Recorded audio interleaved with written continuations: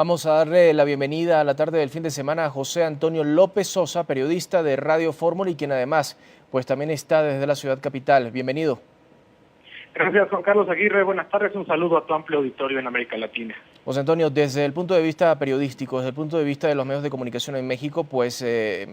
Enrique Peña Nieto ha sido bastante criticado por supuestas compras a periodistas, por supuestas compras de medios o apoyo de ciertos medios a cambio de dádivas por parte de quien en su momento fue gobernador y ahora es el presidente de México. ¿Esto sigue siendo tal vez uno de los puntos álgidos a debatir durante este nuevo gobierno presidencial que se espera por Enrique Peña Nieto no sea un fraude como lo fue para algunos el saliente Felipe Calderón?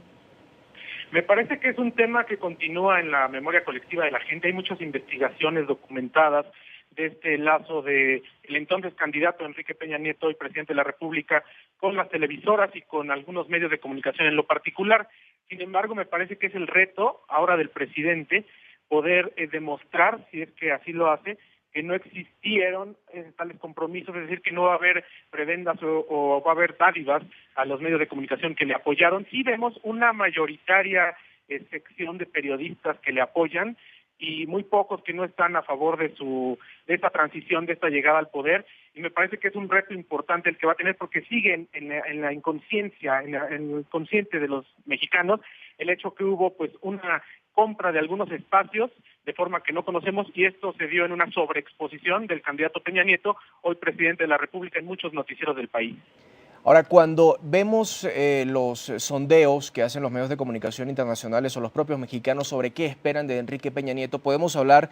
de que tienen en estos resultados esperanza, escepticismo, indiferencia o simple y llanamente están a la expectativa de ver qué tan bueno puede ser este presidente, que vale la pena destacar, si bien tuvo la mayoría de los votos, tampoco fue una votación abrumadora con respecto a la oposición.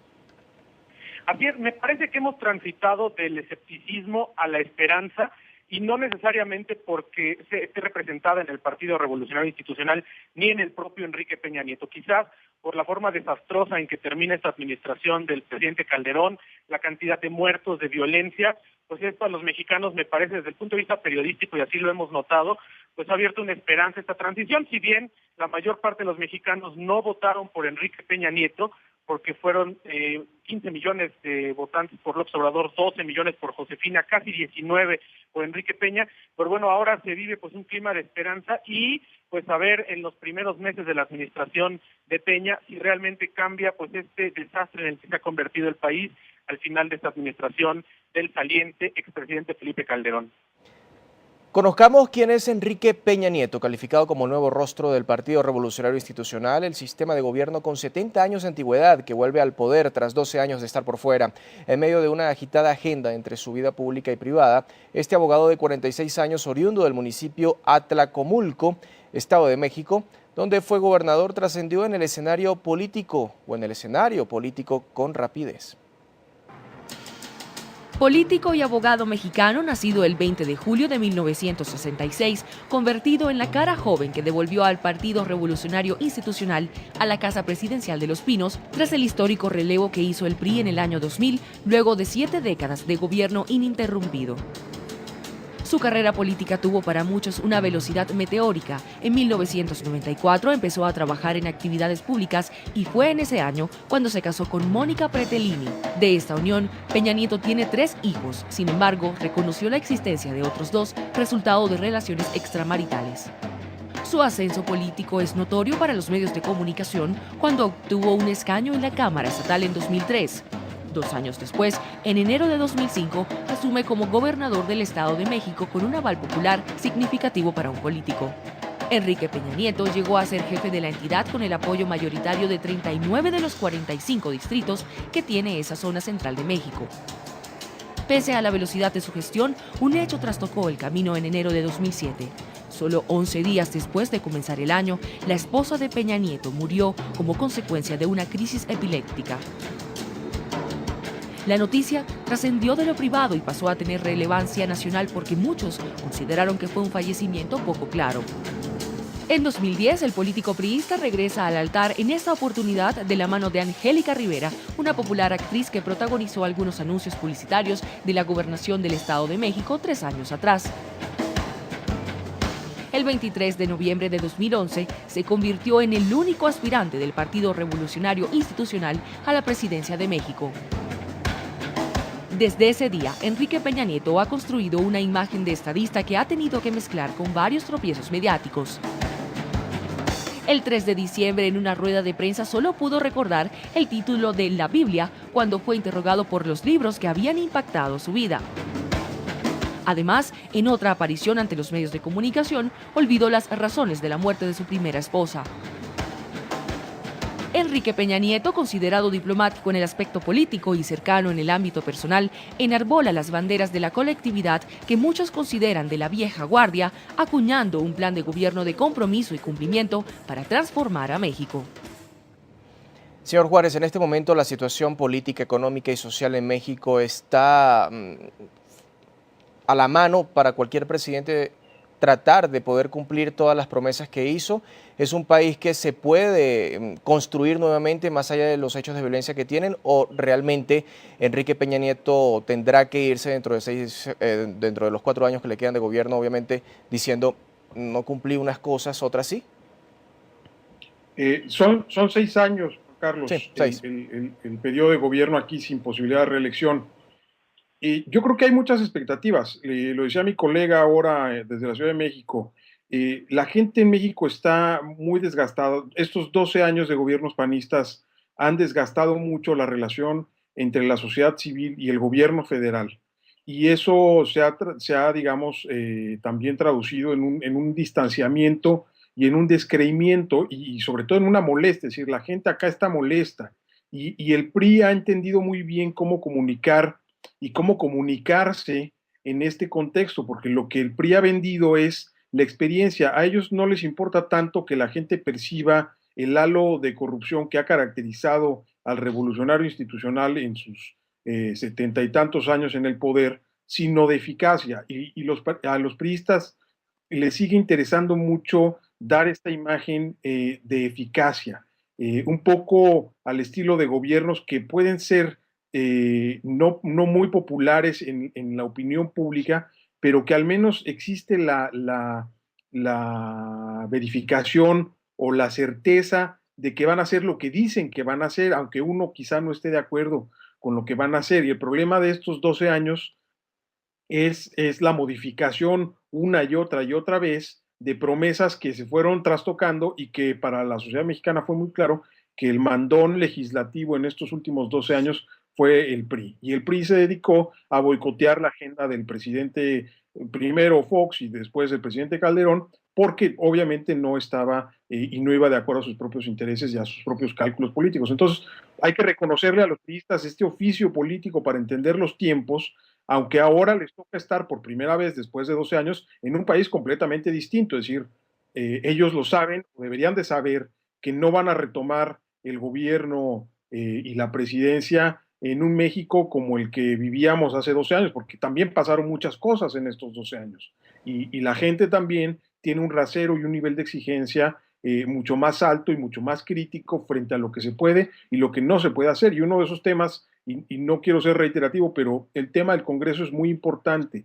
porque esa ha sido generalmente el área más descuidada en sistemas presidencialistas, en donde aparece y se pretende que sea el presidente el que se encarga él solo de resolver todo con este poder magnánimo, como precisamente el PRI nos educó en México. Y eso quedó muy claro en los últimos 12 años, que el presidente solo no puede y que necesita tener un brazo legislativo que empuje las reformas y los planes de gobierno que la presidencia y el nuevo gobierno intentan echar a andar. Y creo que el PRI tiene también eso muy claro, ¿no? Falta ver cómo lo va a operar y cómo va a tejer eso. Yo creo que la toma de protesta hoy, sin interrupciones, sin gritos, sin pullas, sin empujones, que era la pesadilla en materia de comunicación de los priistas hoy, que su candidato no fuera y no tomara protesta, no entrara por la puerta atrás como hace 6 años lo hiciera Felipe Calderón, que fue, digamos, el pecado de origen de su propia administración.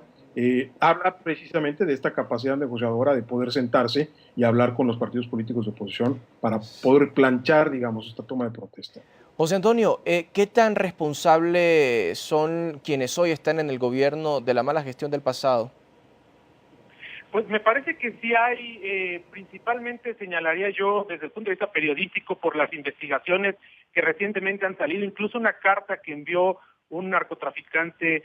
al periódico Reforma, un narcotraficante detenido, pues Genaro García Luna, quien hasta el día de ayer fungió como secretario de Seguridad Pública Federal, este supersecretario que, bueno, pues el presidente Calderón le tuvo consideraciones pues que a ningún otro integrante del gabinete en algún sexenio recuerdo que se le haya tenido, pero bueno, me parece que va a ser un tema difícil el que estas responsabilidades se puedan pues dirimir ya en el ejercicio del poder en el caso del PRI de Peña Nieto, porque me imagino que, bueno, será borrón y cuenta nueva para no hacer un gobierno, eso suponemos nosotros, de cacería de brujas y donde se traten de fincar responsabilidades, pero sin lugar a duda, sobre todo en materia de seguridad pública, en materia de esta crisis de inseguridad, sí hay pues responsables, y en este caso, insisto, pues el que hasta ayer fue secretario de Seguridad Pública, y bueno, en cuanto al Ejército y la Marina, pues su dependencia directa del comandante supremo de las Fuerzas Armadas, que es el presidente fue el presidente Felipe Calderón, en ese caso la responsabilidad recae sobre él. Y bueno, aspectos de corrupción que obviamente irán saliendo con el paso del tiempo, cuando la gente a través de los programas de transparencia pues pida cuentas y el nuevo gobierno dé a conocer cómo cerraron pues los presupuestos, cómo cerraron todas estas cuestiones administrativas y del manejo de los dineros públicos en la recta final del sexenio que acaba de concluir del expresidente Calderón. Señor Juárez, ¿podemos pensar, por qué no, y dándole un poco de toque malo a la política, que ahora el PAN buscará vengarse? Probablemente tengan algunas cuentas, facturas que quieran cobrar pendientes, pero el PAN no tiene hoy una posición en el Congreso que le permita hacer lo que en su momento con la minoría, incluso este factor bisagra que tuvo el PRI en la primera legislatura de Vicente Fox, en donde no habían vuelto a tener mayoría en la Cámara, al menos mayoría simple como la tienen hoy en su alianza con el Partido Verde Ecologista de México. Entonces, yo veo muy difícil porque el PAN generalmente se alinea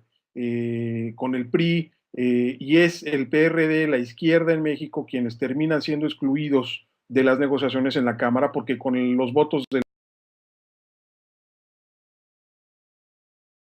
PAN y los votos del PRI tienen 2/3 partes y pueden incluso reformar artículos constitucionales, que ese es uno de los grandes temas, particularmente en el caso de materia energética. Entonces, no veo yo no solo ese afán, sino tampoco esa capacidad de ejercer el poder como lo hizo. Porque recordemos una cosa brevemente, el poder del PRI nunca disminuyó, es decir, el PRI gobierna más del 80% de los estados de la República, es decir, el poder del priismo en los estados, en los congresos locales, ha sido tan fuerte ahora como antes de la transición democrática. Entonces el PRI nunca se fue, se reacomodó y hoy sí regresa, digamos, a esta posición, pero en el tablero siempre estuvo jugando con más fichas. A eso quería llegar. ¿Cuál puede ser en este momento entonces el papel del PRD dentro del Congreso y obviamente dentro de la oposición mexicana? Bueno, el PRD es un partido que hoy mismo enfrenta, digamos, una transformación, su distanciamiento ya formalizado con Andrés Manuel López Obrador, quien fuera su candidato en dos campañas presidenciales consecutivas, con claras intenciones de formar su propio partido y desligarse, digamos, dentro de la propia izquierda de las intenciones un poco más negociadoras, un poco más amigables, digamos, a la agenda del propio Peña Nieto. Peña Nieto, el PRI propuso la firma de un pacto, un acuerdo nacional que permitiera que las tres principales fuerzas políticas